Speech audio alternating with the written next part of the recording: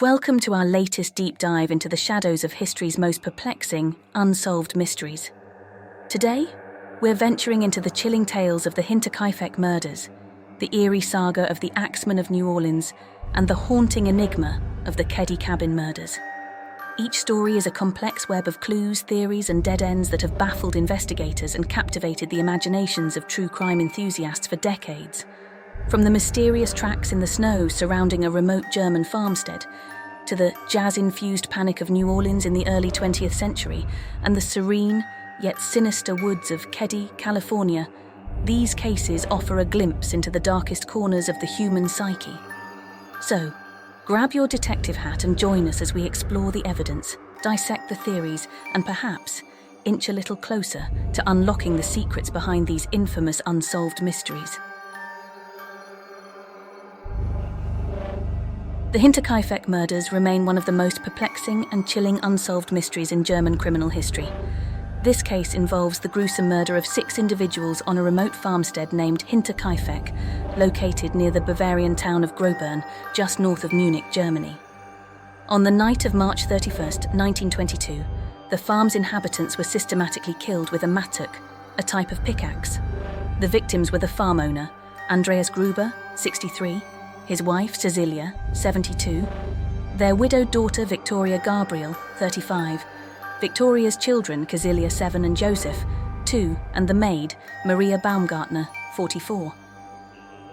The case's particularly disturbing elements, such as the meticulous planning, the brutal nature of the killings, and the eerie events that preceded and followed the murders, contribute to its notorious legacy. Preceding events. In the months leading up to the murders, Andreas Gruber reported strange occurrences around the Hinterkaifeck farm. He told neighbours about discovering footsteps in the snow leading from the forest to the farm, but none leading back. He also found a strange newspaper he hadn't bought, heard footsteps in the attic, and noticed keys to the house missing. These incidents suggested that someone might have been stalking the family, or even living secretly on their property. Despite these ominous signs, Gruber did not report these incidents to the police, a decision that remains unexplained. The night of the murders. The exact sequence of events on the night of the murders cannot be determined with certainty, but investigators believe the killers lured the family members one by one into the barn through the night, where they were killed. The perpetrator then entered the house where they murdered the 2-year-old Joseph, who was in his cot, and the maid, Maria Baumgartner, in her bedchamber. The brutality and personal nature of the attacks suggested a deep-seated animosity towards the family, yet the motive remains a subject of speculation. The discovery. The bodies were discovered on April 4, 1922, days after the murders took place, when neighbours grew concerned over not seeing any of the family members for several days. A search party found the bodies in the barn and the house. The scene was horrifying. The older Cecilia's skull was smashed, and her hair was matted with blood. Young Cecilia had clumps of her own hair in her hands, indicating she had survived for hours after the attack, tearing her hair out in agony. The investigation. The investigation into the Hinterkaifeck murders was fraught with challenges from the start. The initial crime scene examination was less than thorough, with reports of villagers wandering through the house and even moving bodies before police arrived. The police hypothesized that the motive might have been robbery, but this theory quickly fell apart when they discovered valuables in plain sight that had not been taken. Over the years, more than 100 suspects have been questioned, but none could be conclusively linked to the murders. One of the more prominent theories suggests that the motive was personal, pointing to Victoria Gabriel's husband, who had been killed in World War I, and her complicated relationship with her father, Andreas, which was rumoured to involve incest. Additionally, the paternity of Victoria's son, Joseph, was a subject of dispute. Some speculated that Andreas was the father, while others believed it was a neighbour, Lorenz Schlittenbauer, who was among the first to discover the bodies and who behaved suspiciously during the investigation. Despite exhaustive investigation efforts, including modern attempts to apply forensic science to the case, the murders of Hinterkaifeck remain unsolved. The farm was demolished in 1923, with only a memorial standing in its place to remind us of the dark events that took place there. Legacy and speculation. The Hinterkaifeck murders have inspired numerous books, documentaries, and films, all attempting to shed light on this dark mystery. Theories about the identity and motives of the killers abound, ranging from disgruntled relatives to escaped mental patients to transient workers. However, due to the passage of time and the destruction of physical evidence, it is unlikely that the truth will ever be known. The case remains a cautionary tale about the isolation and vulnerability of rural farm life in the early 20th century, as well as a somber reminder of the human capacity for brutality. The Hinterkaifeck murders also underscore the limitations of forensic science and investigative techniques of the time, many of which have since evolved but still face challenges in solving cold cases. As we reflect on the Hinterkaifeck murders, we are reminded of the profound impact that unsolved crimes can have on communities, families, and the collective imagination. The mystery of Hinterkaifeck stands as a testament to the enduring fascination with the unknown and the unsettling, and the human desire for answers and justice, even in the face of insurmountable odds.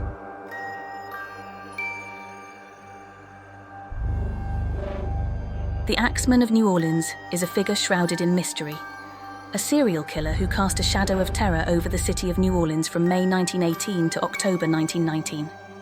This elusive predator's identity remains unknown, but his reign of terror is well documented, marked by a series of gruesome murders and attacks that seem to target Italian immigrants or Italian Americans. The Axeman's modus operandi, the peculiar demands he made through a letter to the press, and the fear that gripped the city have made this case a subject of fascination for true crime, enthusiasts and historians alike. The reign of terror begins. The first known attack attributed to the Axeman occurred on May 22, 1918, when Joseph Maggio, an Italian grocer, and his wife Catherine were brutally murdered in their home. Their throats were slashed with a straight razor before their heads were bashed with an axe. Interestingly, the murderer did not bring a weapon, but used what he found in the victim's own home, a pattern that would continue in subsequent attacks. Despite some evidence, the case quickly went cold. The pattern of attacks. Over the next 18 months, the Axeman attacked at least 11 people, resulting in 6 deaths. His victims were usually attacked in their sleep, with their own axes or hatchets, which were left at the scene. The doors to the victims' homes were chiseled, allowing the killer to enter. These chilling similarities between the cases suggested a single perpetrator, but the motive behind the attacks remained elusive, leading to widespread speculation and fear. A letter to the city. The most bizarre aspect of the Axeman's spree occurred in March 1919, when a letter purporting to be from the killer was published in the newspapers. The letter stated that at 15 minutes past midnight on March 19th, the Axeman would pass over New Orleans, and he would spare the occupants of any place where a jazz band was playing. That night, jazz music filled the air in New Orleans, as residents sought to avoid the killer's wrath. No murders were committed that night, adding to the legend of the Axeman. Theories and suspects. Several theories have been proposed regarding the Axeman's identity and motives. Some suggest he was a sadistic killer who enjoyed the notoriety his crimes generated. Others believe he had a vendetta against the Italian community. Yet, despite numerous suspects and investigations, no one was ever charged with the crimes, and the Axeman's true identity remains a mystery. One theory suggests the Axeman was actually a man named Joseph Montfray, a criminal killed in Los Angeles in 1920 by the widow of Mike Pepitone, one of the Axeman's last known victims. However, this theory has holes, and evidence linking Montfray to the murders is circumstantial at best. The cultural impact. The Axeman's reign of terror had a significant impact on New Orleans and its Italian-American community. It heightened ethnic tensions and fostered a climate of fear and suspicion. The killer's demand for jazz music on the night of March 19th led to a unique cultural response, illustrating the profound impact of the Axeman on the city's social fabric. The case has also left a lasting mark on popular culture, inspiring books, films, and music, and it remains a subject of intrigue for those interested in unsolved mysteries and the darker aspects of human history. The Axeman of New Orleans embodies the archetype of the boogeyman, a faceless terror lurking in the shadows, capable of entering one's home and committing unspeakable acts. Investigative challenges. The investigation into the Axeman's crimes faced numerous obstacles. The forensic technology of the time was primitive by today's standards, and the police struggled to compile evidence that could lead to a suspect. The killer's apparent randomness in selecting victims and his ability to enter and exit homes undetected added layers of complexity to the case. Additionally, the widespread fear and paranoia among the public likely hindered the investigation. Rumors and false reports proliferated, diverting police resources and attention away from viable leads. The Axeman's letter to the press, whether genuine or the work of a hoaxer, added to the frenzy, manipulating public behavior and further complicating the police's task. Reflections on the case. The Axeman of New Orleans case is emblematic of the challenges faced in early 20th century criminal investigations. It highlights the limitations of forensic science at the time, the difficulties of policing a diverse and densely populated urban area, and the impact of media on public perception and behavior. The Axeman story also serves as a window into the social and cultural dynamics of New Orleans in the early 1900s, particularly the experiences of immigrant communities. The fear engendered by the murders and the killer's apparent focus on Italian Americans underscores the tensions and prejudices that existed within the city. Today, the Axeman of New Orleans is a figure of myth and legend, a symbol of the unsolvable mystery and the human fascination with the unknown and the macabre. The case continues to be analysed and debated by criminologists, historians, and true crime enthusiasts, all hoping to shed new light on one of America's most haunting, unsolved mysteries. However, with the passage of over a century, it is likely that the Axeman's identity, motives, and fate will forever remain a matter of speculation. The Keddie Cabin Murders is a chilling and unsolved case that took place in the rural community of Keddie in Northern California on the night of April 11th, 1981. The brutality of the murders, coupled with the mysterious circumstances surrounding them, has haunted the area and intrigued true crime enthusiasts for decades. This case involves the gruesome killing of 4 people: Glenna Sharp, known as Sue, 36, her son John, 15, John's friend Dana Wingate, 17, and Sue's daughter Tina, 12, whose remains were found 3 years later. The murders occurred in Cabin 28, where Sue lived with her 5 children. The case remains unsolved, with few leads and no clear motive, making it one of the most perplexing cold cases in US history. Background. Sue Sharp had moved to Keddie, a small, tight-knit community in the Sierra Nevada mountains, in the fall of 1980, seeking a fresh start with her 5 children: John, Sheila, Tina, Rick, 10, and Greg, 5. They settled into Cabin 28, a modest structure in the Keddie resort. The area was known for its scenic beauty, but it would soon become the backdrop for a horrific crime. Discovery of the murders. The murders were discovered on the morning of April 12, 1981, by Sue's daughter Sheila, who had spent the night at a neighbour's cabin. Upon entering her family's cabin, Sheila was met with a gruesome scene. The bodies of Sue, John, and Dana were found in the living room, bound, beaten, and stabbed. The scene was horrific, with blood spattered throughout the room and evidence of severe violence. Rick and Greg, Sue's 2 youngest sons, along with their friend Justin Smart, were found unharmed in a bedroom, apparently having slept through the incident. Investigation and challenges.